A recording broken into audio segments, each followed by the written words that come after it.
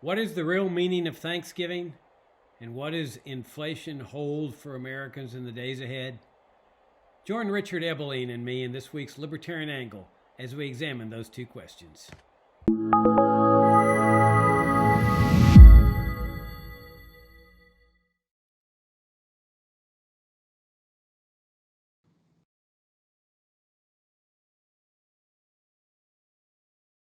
I am Jacob Hornberger, president of the Future Foundation, and this is this week's Libertarian Angle, the show that brings you all the principled case for the libertarian philosophy, the free society. I'm joined by my co-host, Richard Ebeling, professor of economics at the Citadel. Richard, good to see you again, and belated Happy Thanksgiving. It's good to see you, and belated Thanksgiving, not just to you, but to our viewers and listeners. Yeah, have y'all tuning in. Richard, we skipped last week during Thanksgiving week, and so I thought we ought to discuss just for a few minutes the concept of Thanksgiving, how it originated, and what it's really all about, because it really is a testament to the free market, private property order. And so you've written a lot about this subject. Every Thanksgiving for the last several years, we've published a number of articles on Thanksgiving Day relating to this concept. But I thought, why don't we just summarize it here before we move on to another subject? And so why don't you give us your synopsis of the history of Thanksgiving? Well, of course, the thumbnail abridged version is that the Pilgrims landed at what we now call Plymouth, Massachusetts, back in 1620. And part of their plan of the Mayflower Compact was to try to design their colony on the model of Plato's famous communist vision in the Republic. Common ownership, common working, common sharing of all that was produced. And they actually instituted that. But we do have a record of what went on from the diary of Governor Bradford, the man who sort of oversaw the colony's affairs. And he basically said that while the spirit was to be of the shared commonness, what was soon seen is a great divisiveness, anger, resentment, and envy among the colony members. Some would go out into the fields with a conscientious industriousness, while others would say, "Well, look here, whether I work hard or I work easily, I get an equal share of what's going to be produced." So other members of the colony and their sons would come to the fields in a lackadaisical, late fashion, leave early. The women of the colonies resented each other. Why should I have to prepare food or wash the clothes of this guy's husband? He's a slob, and it's harder to clean his shirts by a rock at the river than my own husband's shirt. But the bottom line is that at the end of the first year, a good number of the colonists died of starvation because there was no work, no industry, no incentives. And this went on for a second year. So finally, the colony fathers got together, the elders, if you will, and said that we have to rearrange things, set up a different institutional order of things, or one more winter like this, the colony will be wiped out. So they said, we're going to institute a new system, and that is dividing up the colony's land into family private farms, private plots, if you will.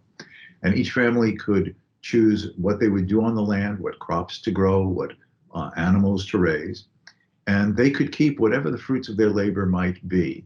And any surpluses of their own efforts that they did not need for their own family uses, they could freely trade away to their neighbors for what their neighbors may have grown or raised that they did not, sort of mutual gains from trade. And now Bradford relates the husbands and the sons would each go into their own individual family properties, farms, happily and industriously from early in the morning till the dusk of night. The wives and the daughters were busy milking the cows and churning the butter and doing other chores around the house to keep it in well-ordered and improved shape. So that then, rather than a starvation in the wilderness, they had a bountifulness of crops that each family was growing or animals they were raising for their own use or to trade away to their neighbors for things that they'd like to have in exchange. And so that therefore they decided to give a thanks to God. And they had such a bountifulness, they even invited some of the Indian tribes in the surrounding forests.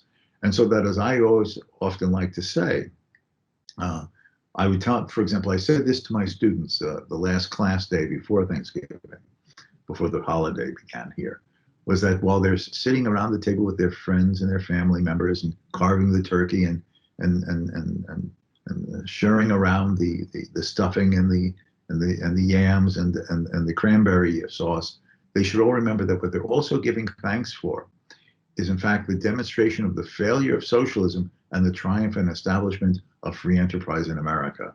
Because that was an experiment in collectivism that already showed its inability to succeed, and its replacement with the institutions of individual choice, private property, and free exchange that brought bountifulness out of the poverty of the wilderness.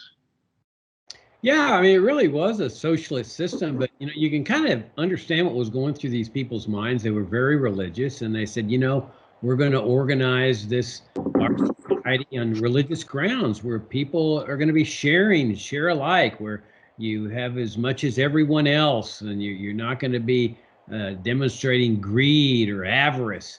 And so we're going to put this thing together, and we're all going to share in equal parts.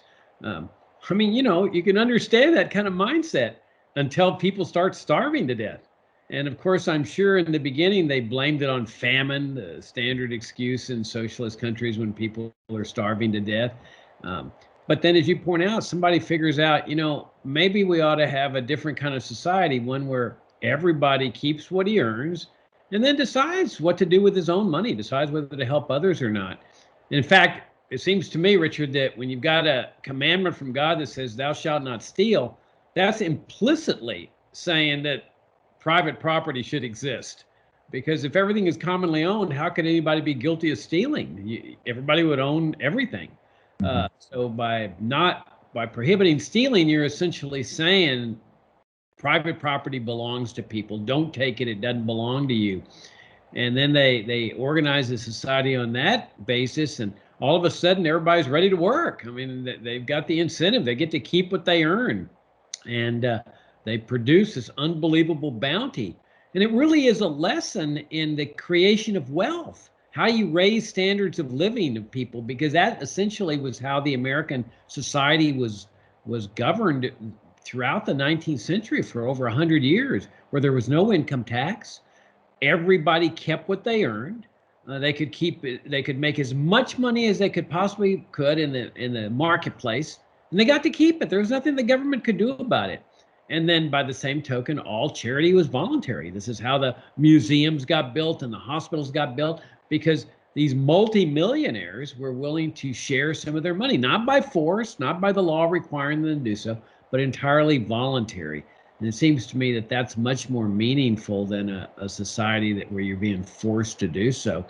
And of course, now this was essentially a voluntary society. It wasn't being mandated by the state, but it's kind of hard to know where you draw the line on that. But we have seen examples of this communal effort in other places. New Harmony, I think, was one where people got together to share everything, and they all failed dismally. Even though the state wasn't requiring everybody to do it, people would do it voluntarily. It still didn't work. Now there are, of course, places where people take vows of poverty, like in the Catholic Church, but by the same token, they're funded by people who have money that donate to those causes. So Thanksgiving is a great lesson in what we need to do to get America back on the right track. They get rid of all this mandatory socialist so-called charity and restore a society where people are free to keep everything they earn, decide for themselves what to do with it, and where charity is 100% voluntary. Well, the thing is that, however, we're in different times now, Jacob. And, some words have negative connotations. They make people uncomfortable and hurtful almost. And such words are like no and not. So clearly in San Francisco, the municipal government has issued a revision of the Ten Commandments where it says, thou shalt steal. And the press has been reporting these organized looters and shoplifters where they show up in vans and proceed to plunder Neiman Marcus and these other stores. So you see, you're just too negative with not words. It should be thou shalt steal, and it makes people feel good. Okay, it's very logical. And that's really but that's really the case. You're mocking and ridiculing that notion, but that really is what the whole welfare state's all about, Richard. It's really legalized stealing. I mean, if I accost you in a dark alley and with a gun and force you to give me everything you have, or take me to your ATM and force you to give me your money, even though I use it to help the poor, the needy, somebody needs an operation, doesn't have the money for it. Uh, that doesn't make me a good person. That makes me a thief. But there's this notion that if the government does it, if I run to the legislature, to the Congress saying, tax Richard, this amount of money so that I can, have this operation or whatever, that all of a sudden, everybody's a good person in the IRS and the Congress and so forth. It's just legalized stealing. And it really demonstrates a lack of faith and freedom. I mean, you and I have talked about, whether we should just immediately end Social Security and Medicare and these other welfare state programs. And of course, the response we get is, "Oh, you favor people dying in the streets." Well, that shows you a lack of faith and freedom. There's no doubt in my mind that if you repealed all these programs today, everybody'd be fine. Because I know that for those that truly need the money, and a lot of people don't need the money, they're sufficiently wealthy, but those that truly need, the rest of the American people would come forward and say, we want to give you a hand. But that takes a conviction that freedom really works, that you can have faith and freedom. And unfortunately, that is a situation that we face where the belief and the confidence, even the understanding of the meaning of freedom, is greatly diminished in our society. In fact, in a recent piece that I did for Future of Freedom, monthly publication, was on the importance of liberty and the misuse of the word freedom. Freedom has been twisted and bastardized. Freedom no longer means freedom from the ability of the aggressions or the violence of others. Freedom means to be given things: free housing, free health care, free higher education, free medical services, freedom from hurtful words, all provided by government redistributions, regulations, or prohibitions. Whereas the word liberty, which we never hear referred to in any public discourse or debate anymore, virtually, has still the original connotation of, I have the liberty to live my own life peacefully as I choose. I have the liberty to make my own choices on how to earn a living, or how I should spend the income I have honestly earned. The liberty to enter into peaceful and voluntary associations with others. And also, historically, the implication that liberty means restraints on the powers and authorities and legitimacy of government to interfere, impinge upon, or restrain our personal liberty to live our lives as we honestly choose to. And that's why liberty has disappeared from the debate. I would ask the viewers and listeners to ask themselves, when was the last time, or even how frequently have they heard the word liberty said come out of the mouth of a politician or a political pundit or the editorial writers in the mainstream press? Virtually none. Freedom, yes, because freedom has been made into this elastic term that means freedom from the cares of the world, because government is being taken care of you. And liberty, which has more the traditional notion of restraint of government, protection from the abuse or violence of others, and the liberty to live your life peacefully as you choose, that has fallen out of the discourse, because that is the point of view, the perspective, the idea, the ideal that is to be shunted aside in this growing trend of not just American, but global collectivism. Okay, on that eloquent note, let's transition over to the inflationary debate. Now, you and I have talked about this, Richard, but we have to revisit it because President Biden is now jumping into this. Of course, he called it a transitory matter. I don't know what transitory really means. Like you're transitioning to something. I think what he really meant was a temporary matter, that it wouldn't last forever.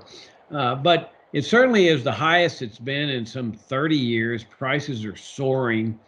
And so, I was saying before, a few weeks ago, I said, there's a good sign in this, that people aren't calling for wage and price controls. They're not blaming it on the store owners or the businesses.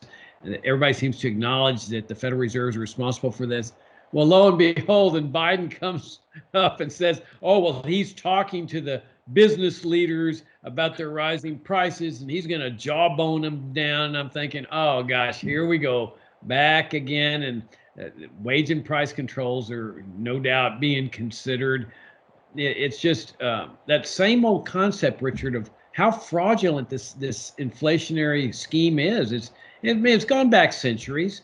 The founding fathers understood it, the framers of the Constitution. That's why they had gold coins and silver coins as the official money, because ever since Gutenberg invented the printing press, you had kings and other rulers just print the money, declare that paper money was the official money of the realm, and then they would just print it.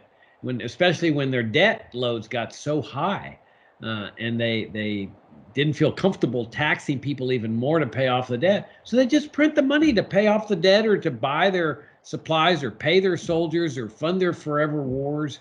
And the beauty of this fraudulent scheme is that nobody understands that it's the king doing it, that everybody looks at the rising prices that really are reflecting the debasement of the currency.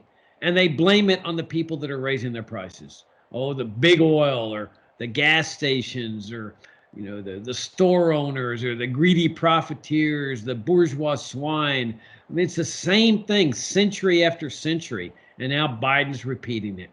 It's truly a shame, and of course his supporters in the mainstream press are echoing. I mean, you can see a long analysis of what needs to be done, and they talk about the supply chain problem and this problem and that problem. But they never mention the fact that it's the Federal Reserve that is the cause of this inflationary debasement of the currency. And in the process, they conflate the inflation of the money supply with the rising prices. They draw no distinction there. It's like it's a blind spot for them of what the Federal Reserve is doing. And I don't see where it's going to stop, Richard. The government's now $28 trillion in debt. And now, if the government were to pay off that debt, it would have to tax every taxpayer, I think, about $250,000. Well, my hunch is that there's a lot of people out here in America that could not really handle a tax of $250,000. And so how are they going to pay off this debt? Well, we know how they're going to pay it off. They're going to essentially print the money to pay it off. And what's fascinating is they're not stopping. Biden's got this big infrastructure plan, and they're talking about more massive spending, and their supporters in the mainstream press are saying, oh no, this is all positive. Debt is a good thing. Meanwhile, I don't know if you've been keeping up with what's going on with Argentina, but it's a lesson here that Argentina has this massive debt load. They don't know how they're going to pay it off. Their foreign reserves are being dissipated, and so they've now imposed travel controls, not because of COVID, but because they don't want Argentinians taking their dollars out of the country. And so they're preventing Argentinians from engaging in international travel. Well, if too much debt is such a great thing, as people here say, then why isn't that same principle applied in Argentina? And yet, that they don't get this, or maybe they get it and they don't want to acknowledge it. Excessive debt is not a good thing. This thing is not going to end well. Now, it's impossible to predict when this big crash is going to happen, but it's not difficult to predict that it's going to happen. All you got to do is look at Greece, or before that, Italy, Argentina, Venezuela. And so here we are, Richard, the same sort of thing that we had back in the 70s, where you got inflation and the wage and price controls being proposed and everybody looking the other way. It's just a fraudulent, evil scheme to tax people indirectly and surreptitiously through this inflationary debasement of the currency. What do you think about that? Well, clearly you're suffering under a major misapprehension, Jacob. Oh. You think that like causes bring about like effects. What they have in Argentina is the bad debt. Here in America, we have the good debt, because what the Argentinian government is doing is obviously not for the public good. Whereas everything that Joe Biden wants to do is because he cares and loves us. And as long as he has good feelings, then it's good debt. Now, you just have to get on board here, Jacob. Your old-fashioned, old fogey ideas. I mean, clearly you're not going to get a job in the Biden administration with this outlook. I know it's hurtful to you, but seriously. Oh, do I have to be serious? Okay, seriously. This is a dangerous path that we are on and have been for a long time, and it has been accelerating. Okay, again, just to remind the viewers and the listeners, in 1980, when Reagan was just about when the election was about to take office, the entire debt of the U.S. government was less than $1 trillion. Okay, less than $1 trillion. It had increased to $5 trillion by 20 years later in the year 2000. Then George W. Bush becomes president, and the $5 trillion debt becomes 10 trillion after his 8 years in office. And then his $8 trillion debt becomes $20 trillion after Obama's 8 years in the White House. And then that went up to about 24, 25 trillion just with Trump's one term. And now it's already above $28 trillion and growing with less than a year under Biden's belt. This is growing at an accelerating rate that at the end of the day, with, again, your point, nobody knows when a crisis will happen.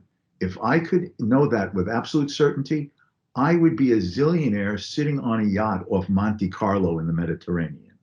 Alas, I just don't have that timing forecasting ability. But like causes do bring about like effects. And there will be a time when some crisis that even might seem incidental is like the pebble that starts the avalanche. And the U.S. is going to go through some pretty hard times as a result of this.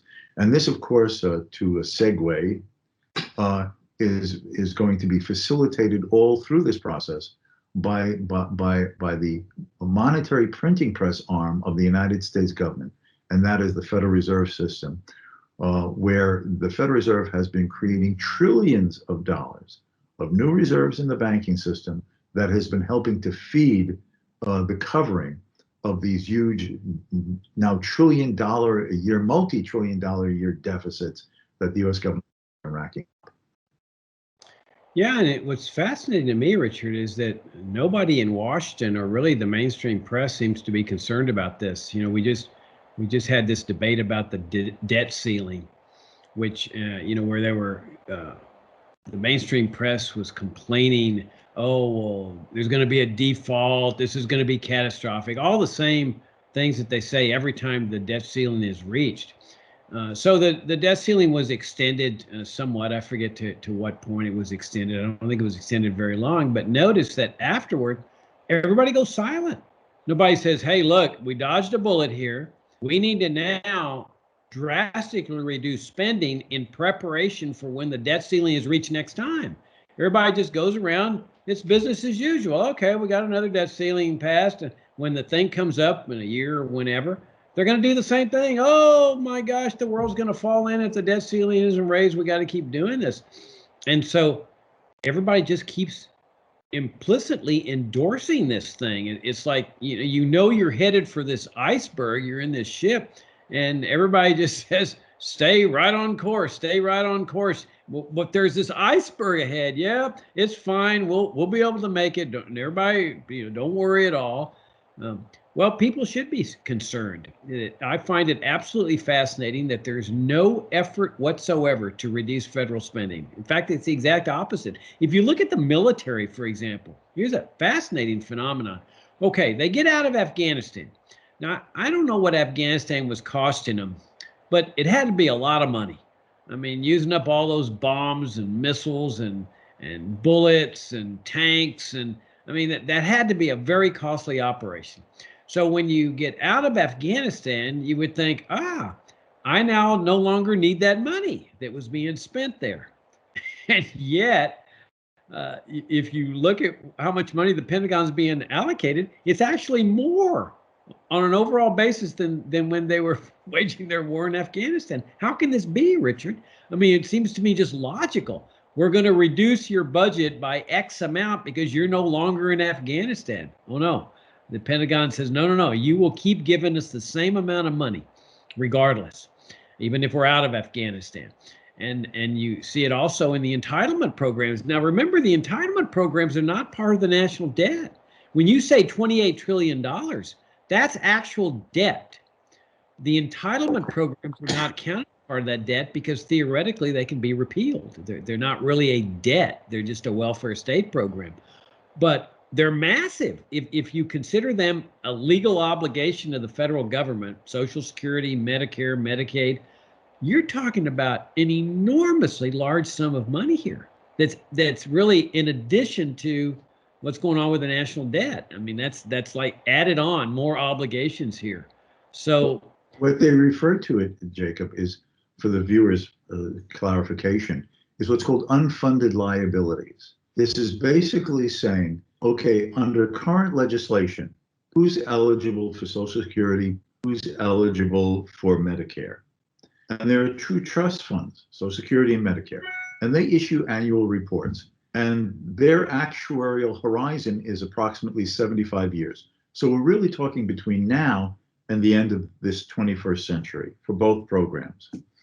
And they say, okay, so this is the number of people who will be eligible. What are they eligible for in terms of estimated projected tax dollars for monthly Social Security payments, for medical payments under the Medicare program provisions? And juxtapositioning with that, what is the under current tax legislation? What is the anticipated stream of revenues, tax revenues from Social Security taxes, and tax revenues from Medicare taxes from the working age population? What is being projected as the size and the dollars coming in from over the future decades from working age population? And so you have the anticipated stream of expenditures and the anticipated stream of revenues. And there's this giant gap of money that would be owed if everyone is given what has been promised under the legislation relative to the anticipated tax revenues coming in to cover it. And that is estimated that between now and the end of the century, we're looking at an unfunded liability, that is, no anticipated tax revenues to cover it, of close to $100 trillion. $100 trillion. Where the hell is that money coming from? As I like to say, you know, Greece had its financial problems a few years ago, and it could get the European Union, the International Monetary Fund, the European Central Bank to do the band-aids to bail it out. Who's going to bail us out? Oh, Neptune, Venus, Mars, Jupiter. Those are those are the places that are going to bail us out. Are we to anticipate that China, that already holds $1 trillion of U.S. government debt, is going to continue to bail us out?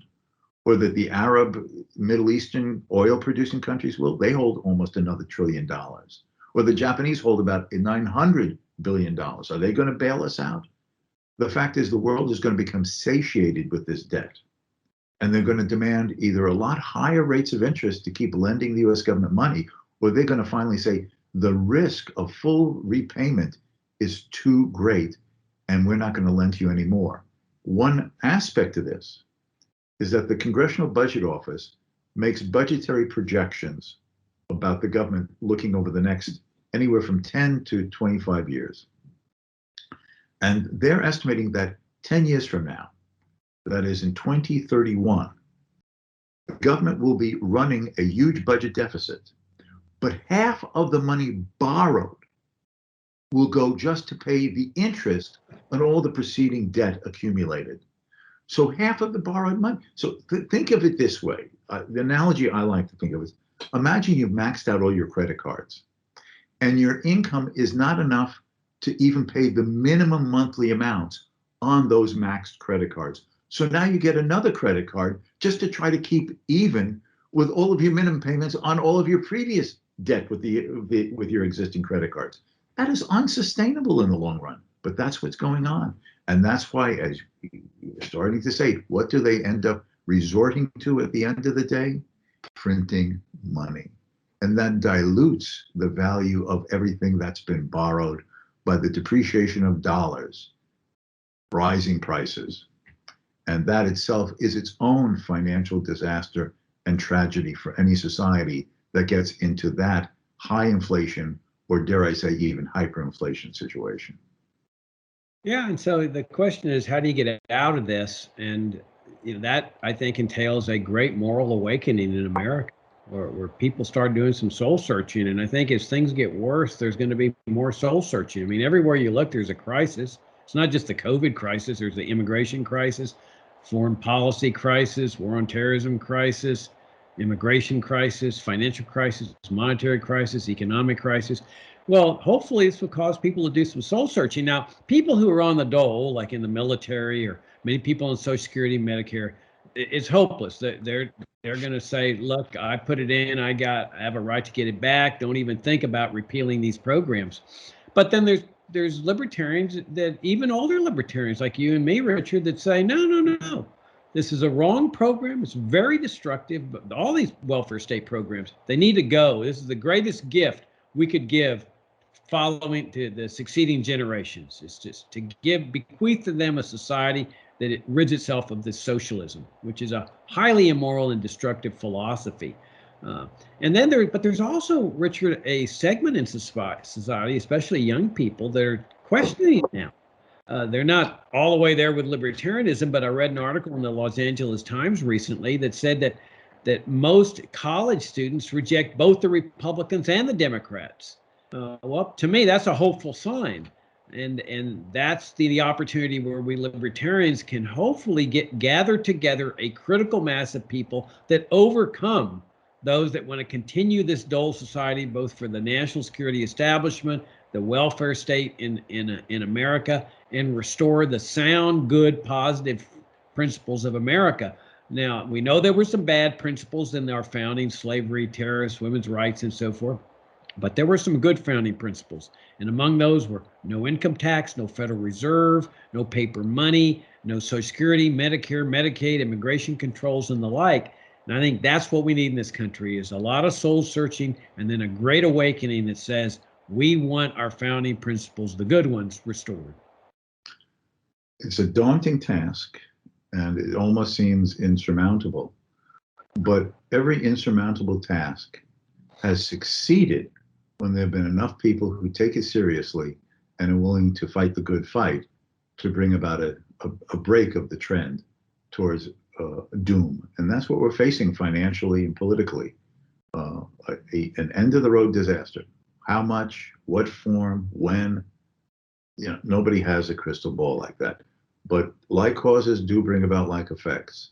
And even a country as wealthy and as productive and as large as the United States can, at the end of the day, go through a huge fiscal and debt crisis from which recovery will be hard, difficult, and prolonged.